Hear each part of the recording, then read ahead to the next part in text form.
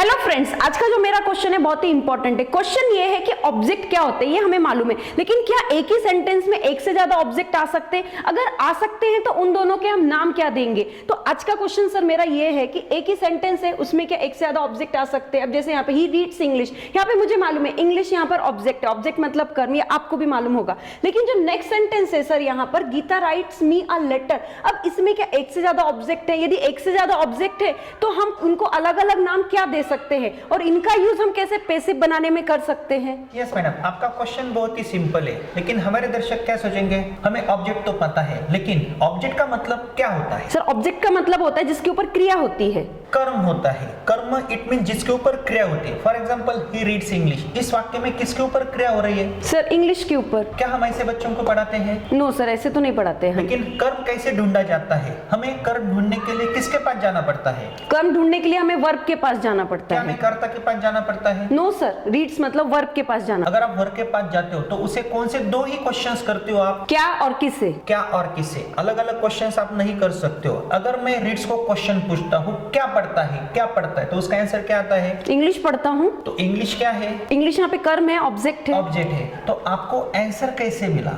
Sir मैंने verb से question किया तो मुझे तुरंत आंसर मिल गया, कर्म मिल गया। क्वेश्चन क्या किया मैडम आपने? क्या पढ़ते हो? क्या पढ़ते हो, किससे पढ़ते हो या किसको पढ़ते हो, ऐसे क्वेश्चन। लेकिन क्या से आंसर मिल रहा है? यस। किसे से आंसर मिल रहा है? No sir. यहाँ पे देखो, आई ईट मैंगो, मैं आम खाता हूँ। यहाँ पे ऑब्जेक्ट कौन सा है? A mango. लेकिन आपने कैसे ढूंढा? सर मैंने ईट को पूछा क्या खाते हो, उसने मुझे बोला अ मैंगो, आम खाता हूँ। किसे खाता है? नहीं सर, किसे खाता है नहीं, क्या खाता है उससे। क्या खाता है? आम खाता है। मुझे अगर अलग सवाल पूछना है कहाँ पे खाता है, तो क्या मुझे ऑब्जेक्ट मिलेगा? नो सर, उससे ऑब्जेक्ट नहीं मिलेगा। किसके साथ खाता है? नो। नहीं।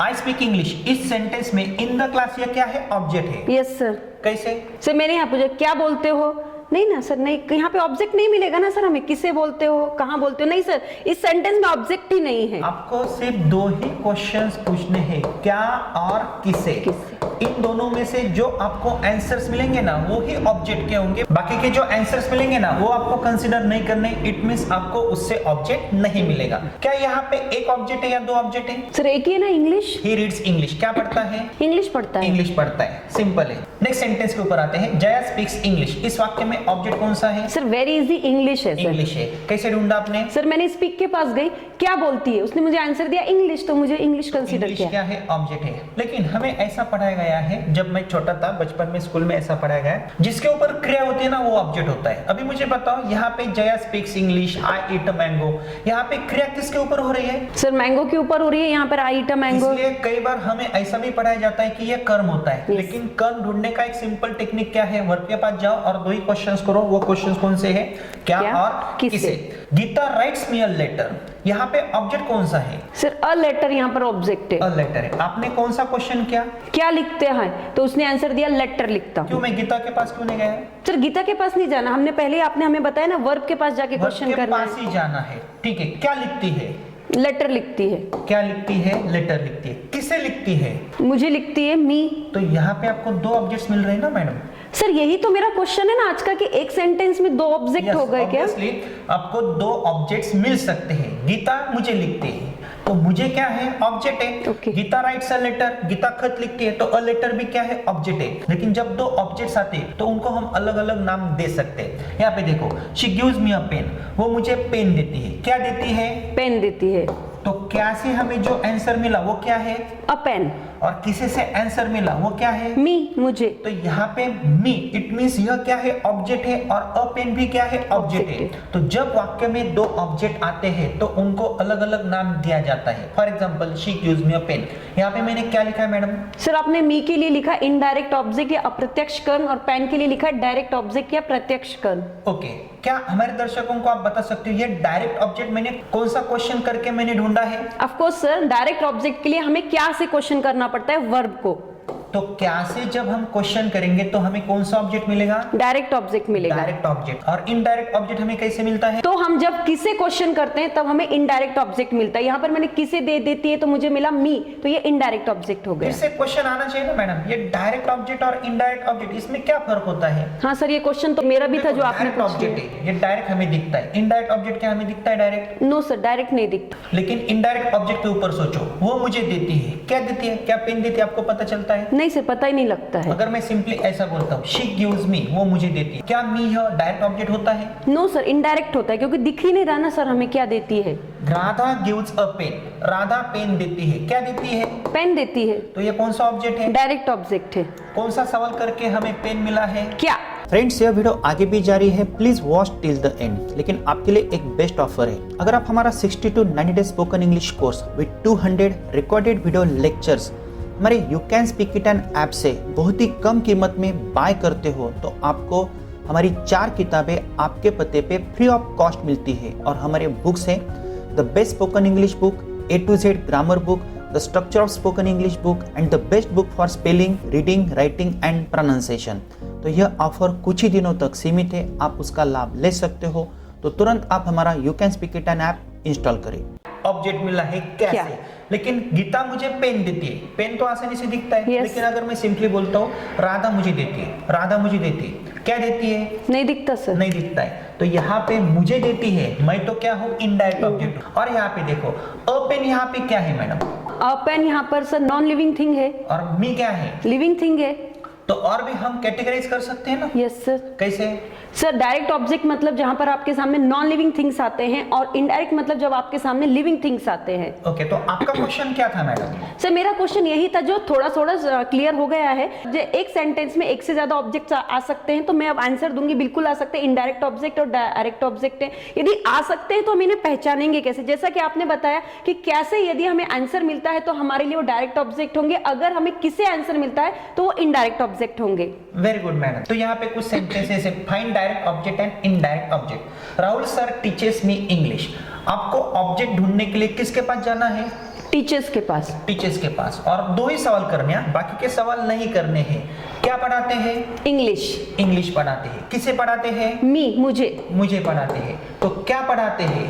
तो इससे जो ऑब्जेक्ट मिलता है वो कौन सा होता है? वो डायरेक्ट ऑब्जेक्ट होगा। डायरेक्ट ऑब्जेक्ट होता है। और किसे पढ़ाते हैं? इनडायरेक्ट ऑब्जेक्ट होगा सर। मी, तो मी क्या है? Indirect Object. ऑब्जेक्ट, अप्रत्यक्ष कर्म। लता सिंग्स अ सॉन्ग, क्या इस वाक्य में ऑब्जेक्ट है? हाँ यस सर, ऑब्जेक्ट है। कैसे?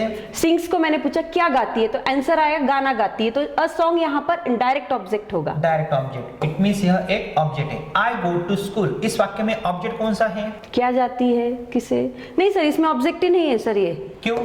क्योंकि यहाँ पे आंसर नहीं मिल रहा ना। गो को मैंने पूछा क्या जाती है, किससे जाती है, नहीं आंसर मिलता सर। लेकिन कहाँ पे जाते हैं? आंसर तो मिल रहा है। हाँ, कहाँ पर जाती है आंसर मिलता है, बट आपने पहले कहा था ना क्या और किसे क्वेश्चन करना है। तो कहाँ पे जाती है? टू स्कूल जाती है, क्या यह ऑब्जेक्ट हो सकता है? No sir. तो यह ऑब्जेक्ट नहीं है। तो गो के पास ऑब्जेक्ट नहीं है, सिंग्स के पास ऑब्जेक्ट है। यह टीचर्स बहुत ही लकी है, इसके पास दो ऑब्जेक्ट्स है। शी लव्स मी, वो मुझसे प्यार करती है। क्या करती है? ठीक है, प्यार करती है, लेकिन किसके ऊपर प्यार करती है? मी, मेरे ऊपर करती है। मी क्या है? सर मी यहाँ पर इनडायरेक्ट ऑब्जेक्ट होगा। इनडायरेक्ट ऑब्जेक्ट है। तो दोस्तों आपको पता चला डायरेक्ट ऑब्जेक्ट और इनडायरेक्ट ऑब्जेक्ट, अगर एक वाक्य में एक से ज्यादा कर्म आते हैं तो हम उनको नाम दे सकते हैं। ऑब्जेक्ट कैसे ढूंढते हैं ये भी हमें पता है, लेकिन ऑब्जेक्ट का ज्यादातर यूज हम कहाँ पे कर सकते हैं? यहाँ पे देखो मैडम, ऑब्जेक्ट का उपयोग हम कहाँ पे कर सकते हैं? यहाँ पे मैंने कुछ सेंटेंसेस लिखे। In passive voice I write a letter, इस वाक्य में ऑब्जेक्ट कौन सा है? A letter. A letter. आपने कैसे ढूंढा? राइट को पूछा क्या लिखती है, आंसर मिला अ लेटर। लेटर लिखती है। अ लेटर क्या है? कर्म है। लेकिन यहाँ पे यह पैसिव वॉइस है। पैसिव वॉइस हमारे बच्चों ने पढ़ा होगा, हमारे ऐप में हमने ग्रामर के कोर्स में बहुत ही अच्छा दिया है। लेकिन इसकी शुरुआत कैसे हुई, क्या आप मुझे बता सकते हो? सर अ लेटर से हमने इसकी शुरुआत की। पैसिव वॉइस है। ऑब्जेक्ट बाय मी, खत मेरे द्वारा लिखा जाता है। मैं खत लिखता हूँ, खत मेरे द्वारा लिखा जाता है। इट मींस ऐसा खाने के बदले मैंने ऐसा खाया। तो यहाँ पे देखो, मैं खत लिखता हूँ, खत मेरे द्वारा लिखा जाता है। क्या ऑब्जेक्ट से हम वाक्य की शुरुआत कर सकते हैं? जब हम पैसिव वॉइस बनाते हैं तब हम ऑब्जेक्ट से शुरुआत करते हैं। तो आपका और एक क्वेश्चन क्या था? मेरा क्वेश्चन था कि क्या किसी सेंटेंस की शुरुआत ऑब्जेक्ट से हो सकती है? इट मींस क्या हम उसे पैसिव वॉइस में यूज कर सकते हैं? तो ऑब्जेक्ट का उपयोग हमें कहाँ पे होता है? पैसिव वॉइस में होता है। पैसिव वॉइस में होता है। अगर हमारे लड़कों को ऑब्जेक्ट क्या है यही पता नहीं चलता है तो उनको पैसिव वॉइस भी कभी भी नहीं आएगा। Rahul sir teaches English, Rahul sir अंग्रेजी पढ़ाते हैं। अंग्रेजी राहुल सर के द्वारा पढ़ाई जाती है। तो यहाँ पे क्या पढ़ाते हैं? इंग्लिश पढ़ाते हैं। तो इंग्लिश क्या है? ऑब्जेक्ट है सर। तो ये आपको सब्जेक्ट के फॉर्म में लेना है, लेकिन यह क्या है? ऑब्जेक्ट है। लेकिन इंग्लिश इज टॉट, इसके बाद क्या है? टॉट है। यह हम आगे पढ़ने वाले हैं। तो इंग्लिश यहाँ पे ऑब्जेक्ट है। I have seen a picture, मैं पिक्चर देख चुका हूँ। पिक्चर मेरे द्वारा देखी। देखा गया है या देखा जा चुका है। मुझे बताओ यहाँ पे मैंने क्या देखा है? पिक्चर। तो पिक्चर क्या है? ऑब्जेक्ट। तो ऑब्जेक्ट को हम सब्जेक्ट के फॉर्म में लेंगे, शुरू में लेंगे।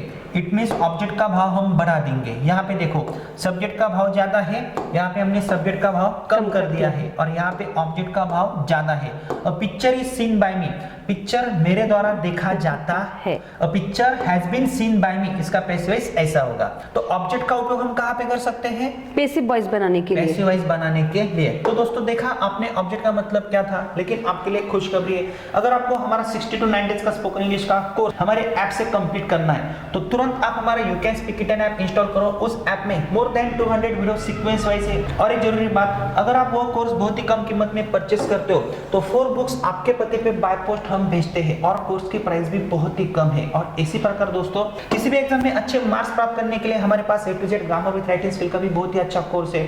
आप वो कोर्स देख सकते हो, डेमो वीडियोस देखो। और अगर इन फ्यूचर आपको हमसे ऑनलाइन क्लासेस के लिए जुड़ना है तो आप हमारा ऐप इंस्टॉल करें। हमारे ऐप में हम सैटरडे संडे ऑनलाइन क्लासेस भी लेते हैं और रेगुलर क्लासेस भी लेते हैं, लेकिन उसके लिए आपको हमारे रिकॉर्डेड वीडियोस देखने होंगे कि जिसकी प्राइस बहुत ही कम है और रिजल्ट भी बहुत ही अच्छा है। फ्रेंड्स इसी प्रकार मोर देन 1000 क्वेश्चंस की सीरीज हम आपके लिए ला रहे हैं, तो आपको हमारे चैनल की प्लेलिस्ट में जाना है और हर एक क्वेश्चन स्टेप बाय स्टेप ही देखना है। तो आगे के क्वेश्चन के लिए भी आपको रेडी रहना है और स्टेप बाय स्टेप ही आगे जाना है।